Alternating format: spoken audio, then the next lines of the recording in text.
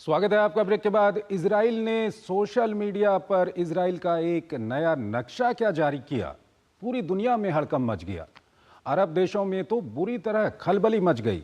इस नक्शे में फलस्तीनी क्षेत्रों और पड़ोसी देशों जॉर्डन, लेबनान, सीरिया के कई क्षेत्रों को इजराइल ने अपना हिस्सा बताया है।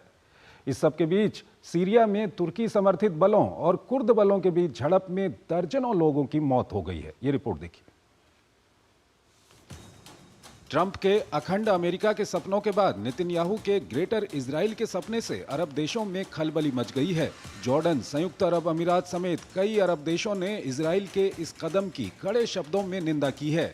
दरअसल बुधवार को इजराइल ने सोशल मीडिया एक्स और इंस्टाग्राम अकाउंट पर एक पोस्ट साझा किया और इजराइल का एक मैप जारी किया। इस नक्शे में फलस्तीनी क्षेत्रों और पड़ोसी देशों जॉर्डन, लेबनान, सीरिया के कई क्षेत्रों को इजराइल ने अपना हिस्सा बताया है। नए नक्शे वाली इस पोस्ट में अरबी भाषा में कहा गया है कि क्या आप जानते हैं कि इजराइल के साम्राज्य की स्थापना 3000 साल पहले की गई थी। पहले राजा शाउल, उसके बाद डेविड और फिर सोलोमन का शासन 120 वर्षों तक चला। ये इजराइल के इतिहास में महत्वपूर्ण अवधि थी। कई अरब देशों ने इस नक्शे पर कड़ी आपत्ति जताते हुए इसे संप्रभुता का घोर उल्लंघन करार दिया है। कतर के विदेश मंत्रालय ने इसे अंतर्राष्ट्रीय मानदंडों का घोर उल्लंघन बताया है। जॉर्डन के विदेश मंत्रालय ने इस पोस्ट की निंदा करते हुए इसे फलस्तीनी राज्य की स्थापना को रोकने के लिए एक प्रचार अभियान बताया। संयुक्त अरब अमीरात ने भी इस मैप की निंदा की और इसे कब्जे का विस्तार करने का एक जानबूझकर प्रयास माना है। सऊदी अरब ने भी इस मैप को खारिज कर दिया है। उधर सीरिया में तुर्की समर्थित लड़ाकों और कुर्द सेना के बीच झड़प तेज होती जा रही है। उत्तरी मंजिब क्षेत्र में चल रहे संघर्ष में 37 लोगों की मौत हो गई है। मरने वालों में अधिकतर एसडीएफ के लड़ाके हैं। पिछले कई महीने से जारी लड़ाई में 322 लोगों की मौत हो चुकी है। एसडीएफ के नेता ने कहा है कि पूरे देश में शांति के लिए नए शासन को हस्तक्षेप करना चाहिए। इस बीच सीरिया में बशर अल असद के शासन के अंत का 1 महीना पूरे होने पर विभिन्न इलाकों में जश्न मनाया गया।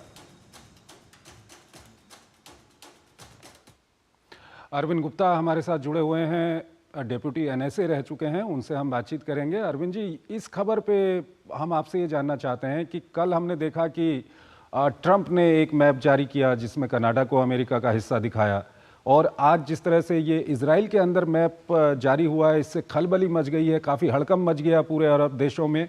क्या कुछ कहेंगे आप? देखिए, स्वाभाविक है कि हड़कंप मचेगा अरब देशों में, क्योंकि पिछले जब से अक्टूबर 23 से हम्म। जो मिडिल ईस्ट में हो रहा है, वो ऐसा लग रहा है कि मिडिल ईस्ट में एक बहुत बड़ा बदलाव, एक तरफ के कई भूकंप और कई उसके आफ्टर शॉक्स आ रहे हैं। हम्म। और जो पहले के समीकरण थे वो बदल गए हैं। और इस समय इजराइल ने जो उनकी सेनाओं ने काफ़ी कामयाबियां हासिल की हैं, और जो इंटरनेशनल क्रिटिसिज्म इजराइल का हुआ है, उसकी भी परवाह नहीं करते हुए उनको अभी तक गाजा में उन्होंने सीज फायर नहीं किया है। हम्म। तो और इस समय हम देख रहे हैं कि सीरिया में असाद का अंत हो गया है, असाद रिजीम का।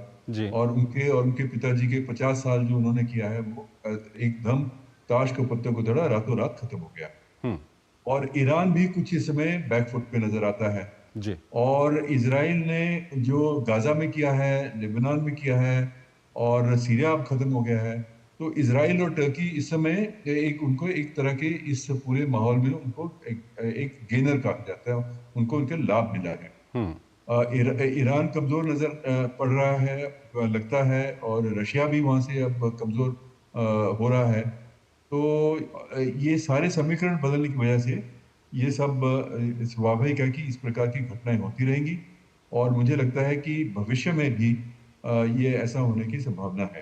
तो क्या और आपको ये जो लगता है कि इजराइल, जिस तरह से इजराइल ने गाजा में अपना सैन्य अभियान वहां पर शुरू किया, और उसके बाद किसी को नहीं लग रहा था, लेकिन इजराइल ने लेबनान में भी हिजबुल्लाह के खिलाफ अपना सैन्य अभियान शुरू किया, और जब अब इजराइल की ओर से अब इस तरह के मैप आ रहे हैं, तो हो सकता है आने वाले दिनों में क्या सीरिया में, जॉर्डन में, इन देशों में जहां इजराइल बता रहा है कि ये भी हमारे इलाके हैं, वहां भी किसी तरह का कोई सैन्य अभियान हो सकता है क्या? देखिए, कुछ सालों में लगभग गोलान हाइट को तो लगभग इन्होंने ले ही लिया है। हम्म। और अब सीरिया में कमजोरी है, तो और इस समय ये एक फैशन सा हो गया, जैसे आपने वो ट्रम्प का भी एक मैप बताया। हम्म।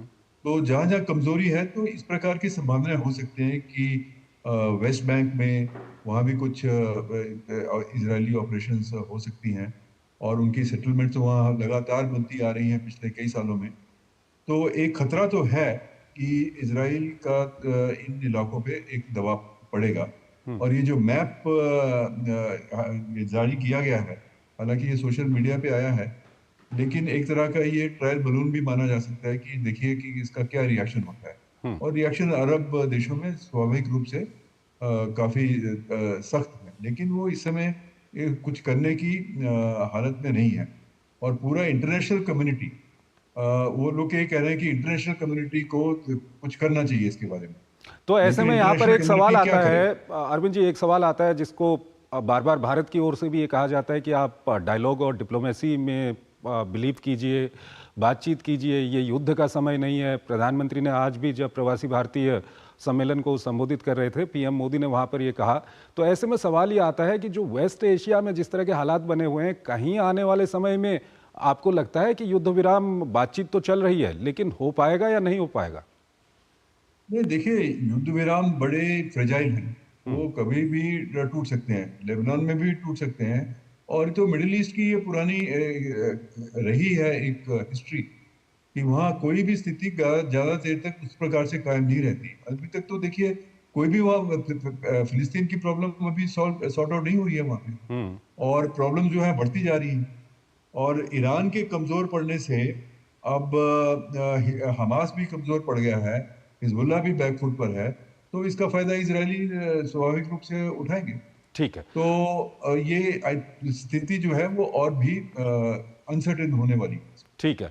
अरविंद जी, बहुत बहुत शुक्रिया आपका। आप हमारे इस कार्यक्रम में जुड़े और काफ़ी महत्वपूर्ण जानकारियां दोनों विषयों पर आपने हमारे दर्शकों के सामने रखी। बहुत बहुत आपका शुक्रिया। और यहाँ पर